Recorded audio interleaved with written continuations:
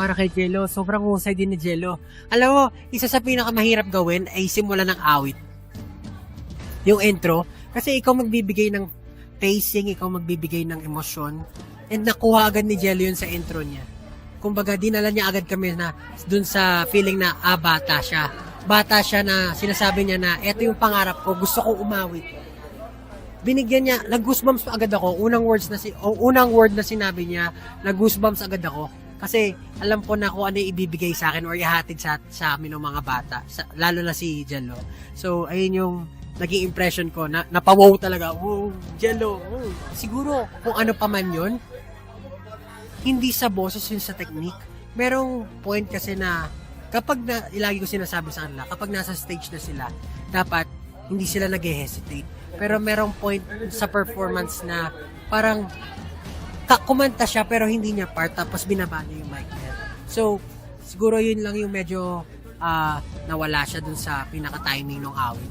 Pero other than that, yung pagkanta, yung pag-awit, wala akong may comment. Magaling talaga si Jen. Yun lang siguro yung part na medyo kaya hindi siya yung napili ko na advance sa Ting ni Pablo.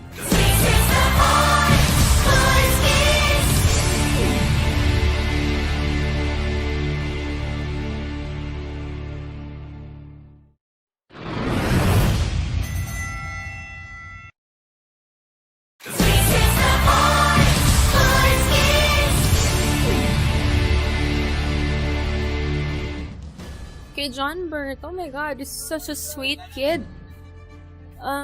Makikita mo sa kanya na, alam mo yon, he's very confident. Talagang napaka masayahin niya. And hindi siya nahihiya na ipakita kung sino siya. Like, oh God, this is me. I'm enjoying, and this is how I sing, you know. Like, talagang nagre-resonate siya sa buong pagkatao niya. And nararamdaman namin yung overall mood niya and yung vibe niya and yung personality niya. I think yun yung pinaka-the best kay John Bird. Napakabait and alam mo yun, ano niya, yung very warm. It's very, very warm. Kaya, ayun, naantig din yung puso ko. Kidala akong mamili. But, yeah, I love those kids. Talagang napalapit din ako sa kanila. Kahit na, alam mo yun, kilala ako mamili. Ako, yun, katulad din nung kay Janelle, pareha sila na meron very optimistic sa outlook in life. Na,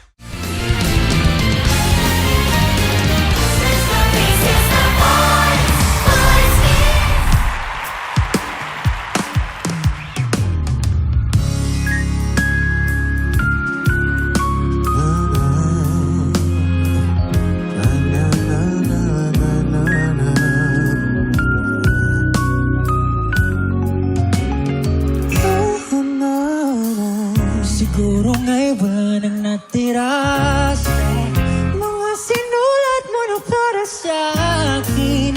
Alam kong luha ang bumupura, ngunit hayaan mo na lang. Walang saysay ang panalangin ko, kundi ako ang hahanapin mo. Kahit sigaw pa ang pagsama sa iyo. Ba't ba ipahabat laladirin naman panghahawakan? Ba't ba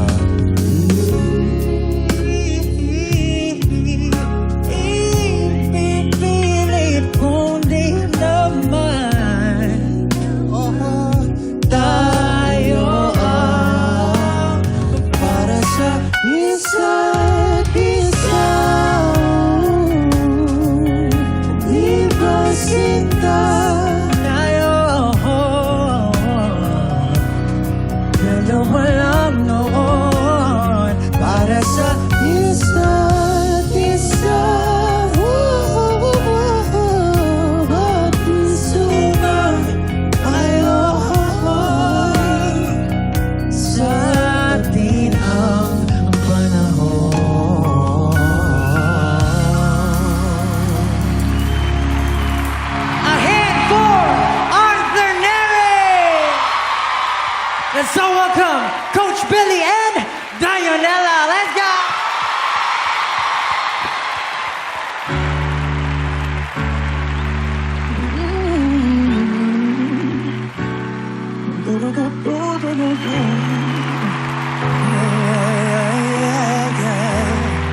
Lionel, let's go. It's not a flower until they bloom. Like my flesh, I'm living life the day I met you. Hate to think that humans have to die someday. 1,000 years won't do. Don't know I fell in love. Even though I'm scared to love, baby, no, this pain's unbearable. Pinasanay kinamahal o binibining may salaman ka. You turn my limbics into a bouquet. Ikaw ay tila sining sa museo, di naluluma. Binibining kong ito hanggang kaluluwa. Gonna keep you like that, no pressure. Oh my love. Kung sa tingin mo na ang oras mo'y lumipas na, Ako'y patuloy na mararahuyo sa ganda. Still kiss you every single day. Oh my love.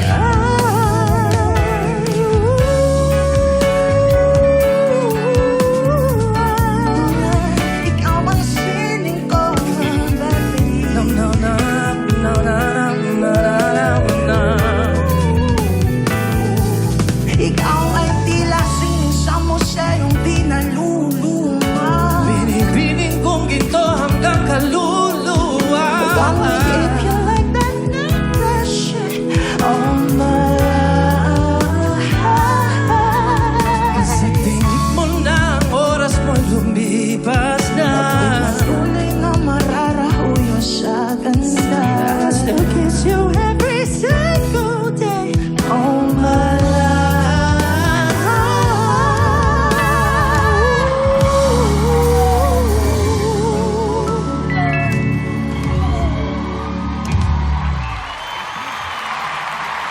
Yep! Isang malakas sa bagsakan para kay Dionela and Coach Billy. At syempre palakpakan din para kay Arthur and Coach Pablo. Hanep. Oh guys, maraming salamat sa libre pa concert. Don't forget to use our official hashtag for tonight.